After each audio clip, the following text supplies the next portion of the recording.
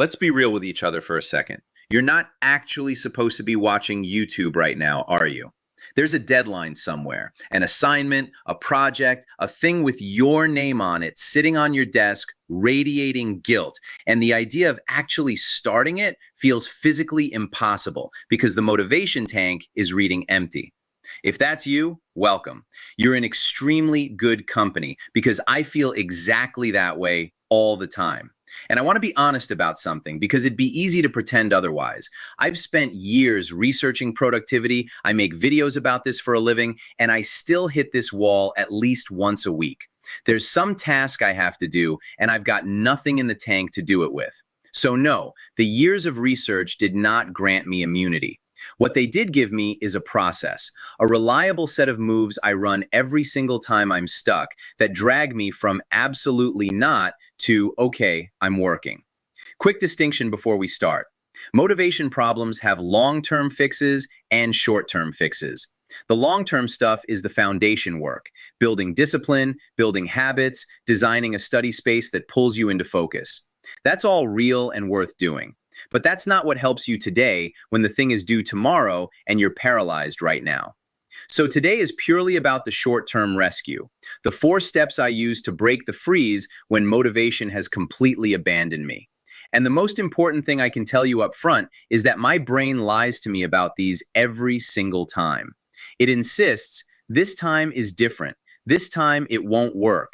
This time you really are just having an off day. It's wrong basically every time. When I actually do the steps, they work. Let's get into them. Step 1, go outside and take a walk. This is the simplest one on the list, and it's the one my brain fights hardest. Because when I'm buried in work, getting up and leaving feels insane, like the single biggest waste of time imaginable. Every minute walking is a minute not working, right? And yet every single time I'm foggy and unmotivated and I force myself out the door, I come back with my head clearer and my motivation measurably higher. It is the most reliable lever I have, and it's free. Now, I could bury you in the science here because it's genuinely strong. Dr. John Ratey's book, Spark, digs into how exercise floods your brain with a protein called BDNF. He calls it Miracle-Gro for the brain, which literally helps your neurons grow and connect, sharpening learning and focus right afterward. It also bumps dopamine, serotonin, and norepinephrine, the exact chemicals tied to mood and motivation. On top of that, there's decent evidence that vitamin D, which you mostly get from sunlight, helps fight fatigue. And there's the lovely Japanese concept of shinrin-yoku, or forest bathing, the idea that just being among trees does real good for your body and mind. But honestly, forget the studies for a second. The reason I do this is personal experience, and it is about as close to 100% as anything I've ever tested on myself. When I'm stuck and I go move my body outside, my focus improves every time. I picked walking specifically because it has zero barrier to entry. No gym, no gear, no skill. It could be basketball or a skateboard, but a walk works in any weather. And as they say in Norway, there's no such thing as bad weather, only bad clothing. So step 1, get out the door. Step 2, commit to exactly one task. You're back from the walk, the mental fog has lifted a little, and now the trap is choice. If you've got a to-do list with 8 items glaring up at you, put it away. Physically remove it. Because an open to-do list isn't a plan. It's a menu of escape routes, a way to bail to something easier the second your real task gets hard. Here's the mental image I use. Picture one of those hamster balls, but with 3 hamsters crammed inside. If all 3 try to run in different directions, that ball goes precisely nowhere. It just wobbles in place while they fight. Your attention works the same way. Split it 3 directions and you wobble. Point it at one thing and commit, and you finally roll forward. You can make that commitment purely in your head, but I find it sticks better if I grab a scrap of paper and physically write down the one task I'm doing, then set it next to me. It becomes a tiny anchor. Every time my eyes drift and my brain starts shopping for distractions, there it is, reminding me what I already decided. If you want a digital version, there's a Chrome extension called Momentum that turns every new browser tab into a nice photo with one focus you've typed in, so your own distraction machine starts working for you.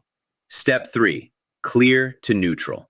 You've got your one task. Now, before you dive in, reset your space. Clear your desk, close the 40 browser tabs, wipe your desktop down to just what this task needs and nothing else. I call it clearing to neutral, putting your environment back into a launch-ready state instead of fighting through yesterday's clutter. There's a great moment in Anthony Bourdain's Kitchen Confidential that captures this. He describes a chef grabbing a line cook's filthy, crumb-covered cutting board, holding it up to the guy's face and saying, "This is what your brain looks like. Work clean." Every serious kitchen runs on mise en place, the French idea that everything has its place before you start cooking. A cluttered station is a cluttered mind. When your workspace is set up for the one task you committed to, you fall into that task with way less friction. Same principle as the hamster ball. Get everything pointed the same direction first. Step 4. The low-effort hack. This is the one I use literally every day, and it's the step that actually breaks the freeze. Here's the insight underneath it. When I feel resistance to a task, writing a script, doing research, it's almost never resistance to the task itself. It's resistance to doing the task well. When I sit down to write, the dread isn't about typing words. It's that I feel the next paragraph needs a clever joke or a perfect turn of phrase. When I research, the dread is knowing it'll be a slog to dig up the exact study that backs my point. So here's the hack. I drop the standard. I just write whatever's at the top of my head right now, badly. Can't think of the joke? Fine, I write the boring version and leave a note to make it funnier later. Don't want to hunt down the source? I literally type, in brackets and all caps, "Find that study later," and keep moving. I give myself full permission to make a mess. And yes, that means I'm creating something I'll have to come back and fix. That's not a bug, that's the entire point. The blank page is the enemy. It is so much easier to fix an ugly draft than to summon a perfect one from nothing, because the mess gives you handholds, things to grab and improve. A blank page gives you nothing to grab. There's a second hidden benefit too. Sometimes you just need a warm-up to reach the good stuff. Let me tell you a quick story. As a teenager, my dad had my brother and me on a lifting schedule. 3 times a week, no excuses. And some days I'd trudge down to the basement gym and go, "Dad, it's an off day. I just want to go light. I'm not feeling it." And he told me something I've never forgotten. He said, "Sometimes you hit your personal records on your off days." And I'm not making this up because it actually happened. One of those off days, he put me through a longer warm-up than usual, and I hit a PR I'd been chasing forever.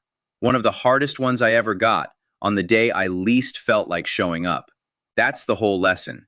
The gap between how you feel before you start and how you feel once you're actually in the work, in flow, locked in, immersed, is enormous. You can't think your way across that gap. You can only warm up your way across it. The low-effort hack is just the warm-up. Lower the bar far enough to step over it and let momentum carry you the rest of the way. So that's the whole process, the same 4 moves I run every time I'm staring down a deadline with an empty tank.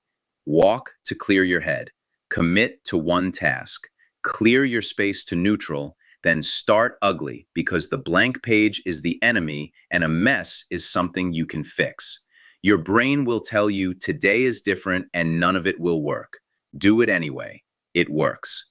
If this helped, a like genuinely supports the channel, and you might want to subscribe so you don't miss future videos.